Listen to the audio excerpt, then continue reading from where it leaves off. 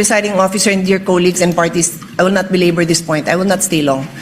But clearly, from the statements of Director Matibag, malaki daw kaso to. Naimbestigahan na niya? Alam niya ng malaking kaso? Paano niya nalaman?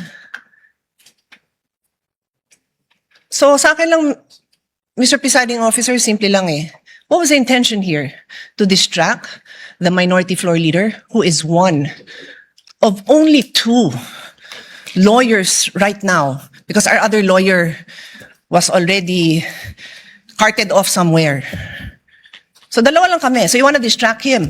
So ako na lang ang tatayo dito. Hindi na siya makakapag-aral. Yung ba intention? Because it is clearly the intention.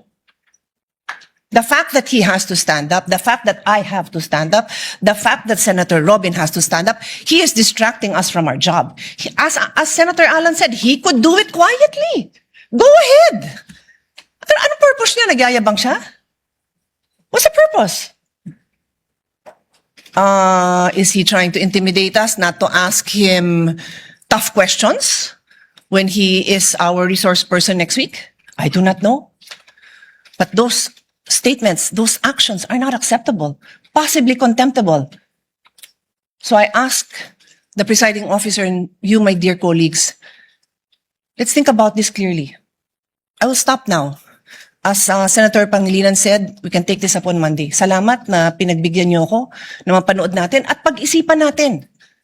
Na gano'n na lang, pag may pinatawag tayo sa witness stand, abangan natin na magpe-press kung ano-ano pagsasabi tungkol sa atin.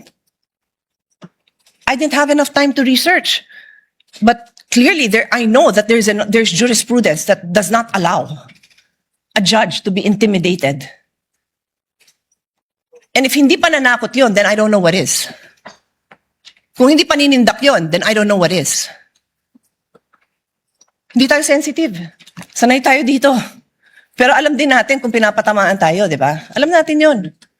Hindi tayo tanga. O so paano? Sabihin ko ngayon sa kanya, manda ka sa akin ngayon. Pagdating mo, ganun ba? Gaganti na lang ako. Hindi ako ganun. Kilala niyo ako.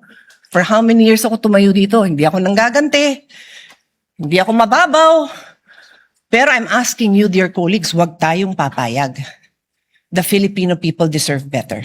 We deserve better. Thank you.